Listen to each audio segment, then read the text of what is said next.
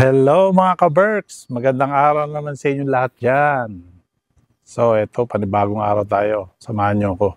Magluluto tayo ng masarap na dish today. So tingnan natin kung anong klaseng pwede natin lutuin today. So stay tuned mga ka-Berks!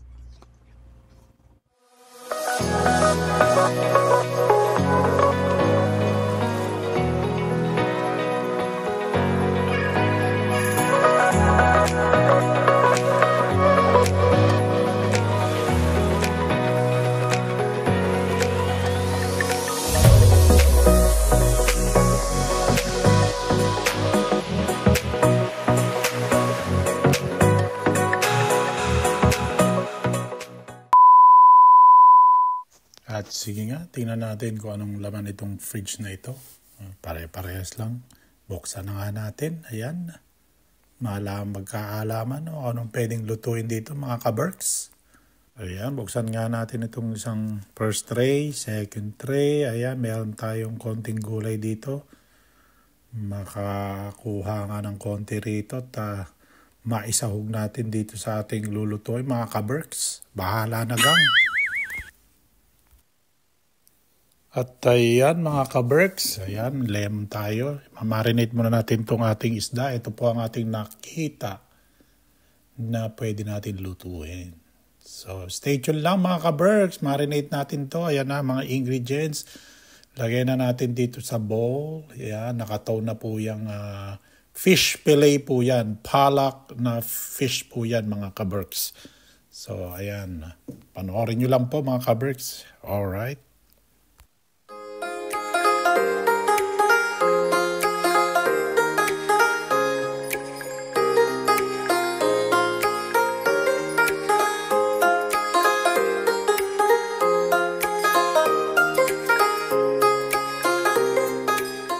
Ito na nga mga ka-Berks.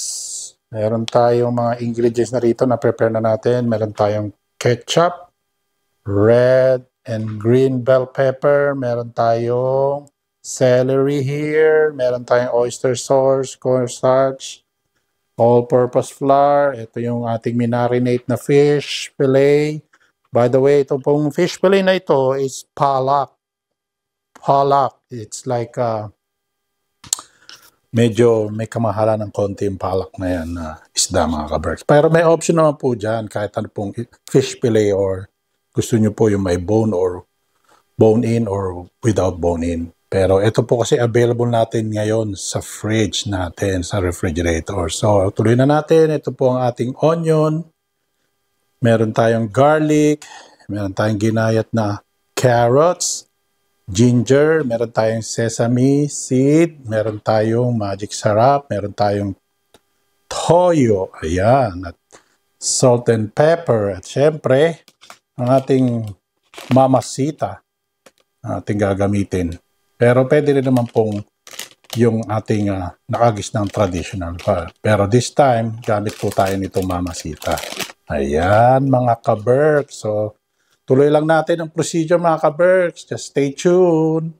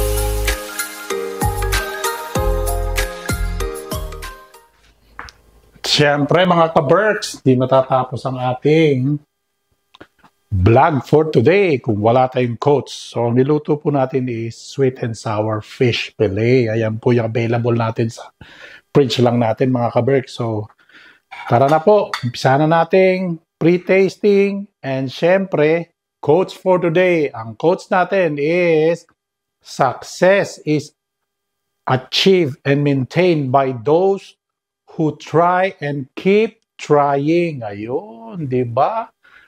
Ang masasabi ko po dyan is talagang go, go, go lang. Siyempre, kailangan i-maintain mo lang para at least porsigido ka, hard worker ka para maging successful ang buhay mo lang in the future. So, yun lang po masishare ko para sa aking opinion mga ka-Berks. Eto na. Para sa po inyo sa inyo lahat. Ito po unang subo. Siyempre para sa inyo. Ayan, malutong pa po ang ating mga vegetable niyan, mga ka-Berks.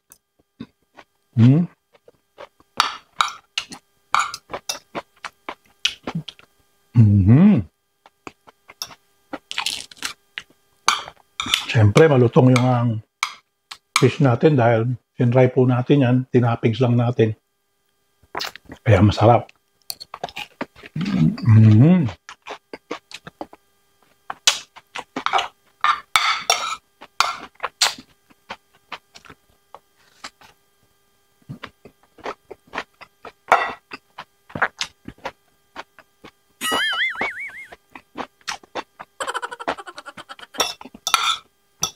Pangalawang subo naman, para sa akin. Panalong-panalo po mga ka-Berks. Siyempre. Ito po.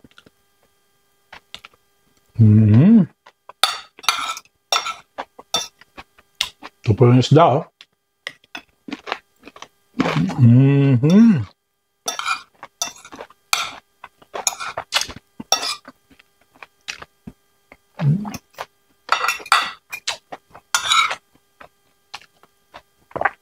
Napakasarap mga ka-Berk.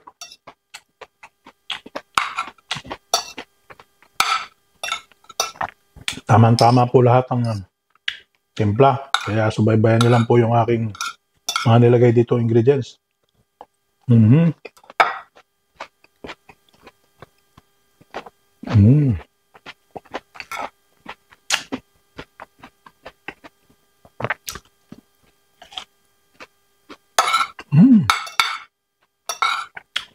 Naubos ko na po mga ka-Berks.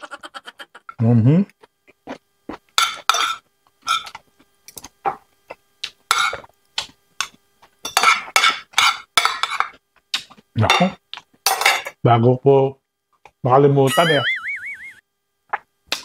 mag-e-end na po tayo.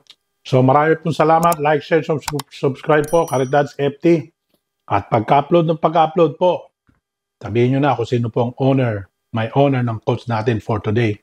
Hanggang sa muli po, marami pong salamat sa inyong suporta at walang subaybay na panonood ng aking channel, Caridads FT. Hanggang sa muli po!